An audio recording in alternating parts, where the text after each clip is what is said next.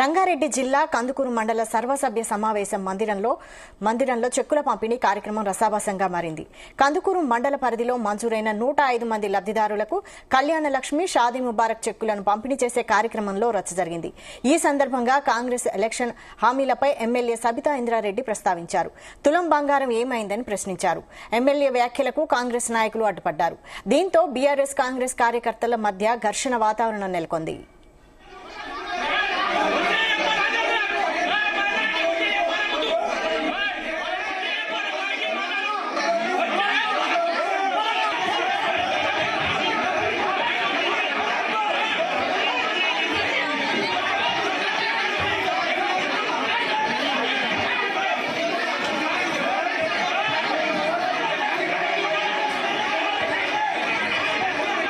నేనేమన్నానంటే ప్రతి ప్రభుత్వాలు కొన్ని హామీలు ఇస్తారు.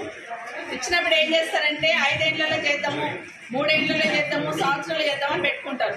కానీ ఇప్పుడు వచ్చిన ప్రభుత్వం, రేవంత్ రెడ్డి గారి ప్రభుత్వం ఏమన్నదంటే 100 రోజులు మీకు గ్యారెంటీ కార్డు ఇచ్చిండు సంతకాలు పెట్టి. 100 రోజులలో ఈ 6 హామీలు 6 9 ఉంటే ఈ 9ని మేము 100 రోజులలో చేస్తామన్నారు. 100 రోజులలో చేయకపోతే మేము అడగకపోతుంటే అయినా మీకు ఇక్కడ ఉన్న మా సోదరుల చేతులు ఏముండదు. పైన ప్రభుత్వం దృష్టికి తీసుకుపోతారని ఆలోచన.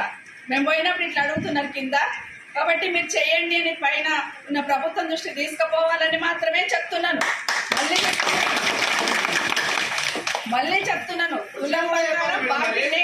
తులం బంగారం ఖచ్చితంగా బాకీ. 1,00,000 రూపాయలు ఇచ్చినారు, 1,00,000తో పాటు తులం బంగారం ఇవ్వాలా?